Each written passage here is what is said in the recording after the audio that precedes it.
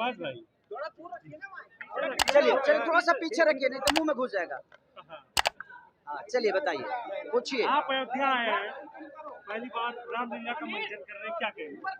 देखिए सबसे बड़ी चीज ये है कि ये जो कैरेक्टर है भगवान श्री राम का, धरती पे इससे बड़ा कैरेक्टर कुछ बना ही नहीं।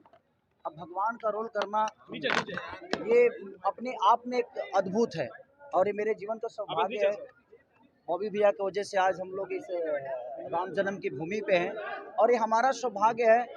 मैं इससे पहले भी एक सिनेमा करके गया हूँ यहाँ पे, और बड़ा कमाल का सिनेमा बना है वो, रंग दे बसंती देशभक्ति सिनेमा है। हमने हनुमानगढ़ी में हनुमान जी का गाना किया था, राम जी की जय, हनुमान जी की जय।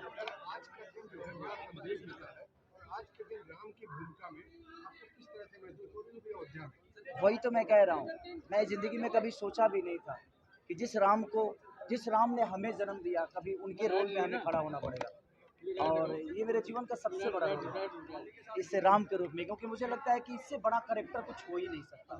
जिसने पूरी दुनिया को संवार दिया, उस कैरेक्टर में आज मुझे खड़ा होके मेरे पैर कांप रहे थे कि मैं पता नहीं जिसने मुझे बनाया मैं उसका कैरेक्टर कर पाऊंगा कि नहीं।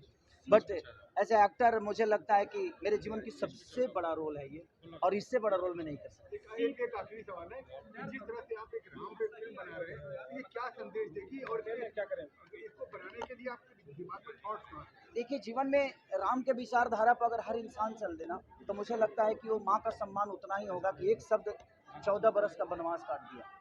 सिर्फ माँ की इच्छा पूरा करने के लिए कोई बेटा इतना करता है क्या?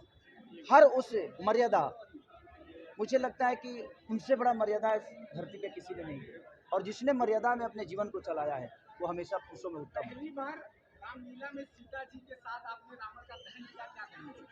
देखिए मैं भी तो बोल रहा हूँ कि मेरे जीवन का सबसे बड़ा रोल है ये, और ऐसा रोल सबको नसीब नहीं होती है। अरुण गोविल जी को हुआ था क्योंकि हमने उनको ही देखा था, और आज ये मुझे सौभाग्य प्राप्त हुआ, तो बस भगवान राम से ही प्राप्त। जिस सिनेमा हूँ और जिस रोल में हूँ, इस रोल में ऐसे ही प्यार हमको ये बनता भी है कि राम जो है बेसिकली राजा थे, और उन्हें राजा के नाम पे अयोध्या में हर जो आम आदमी था उसकी बात सुनी, और एक राजा का एक नेता का एक बखूबी फर्क निभाया। तो आज के दिन राजनेताओं को क्या संदेश देना चाहेंगे?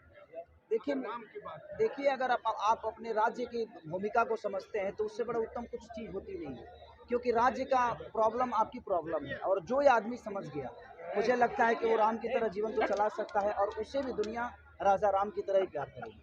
बिहार का और यूपी का, अयोध्या का बहुत पुराना रिश्ता है, और सीता सहित और लक्ष्मण सहित आज पहली बार बड़ी मंचन कर रहे हैं, और अयोध्या की रामलीला में इस पे आप क्या कहेंगे? देखिए मैं सीता के बिना बिहार के बिना यूपी अधूरा है, और यूपी के बिना बिहार अधूरा है।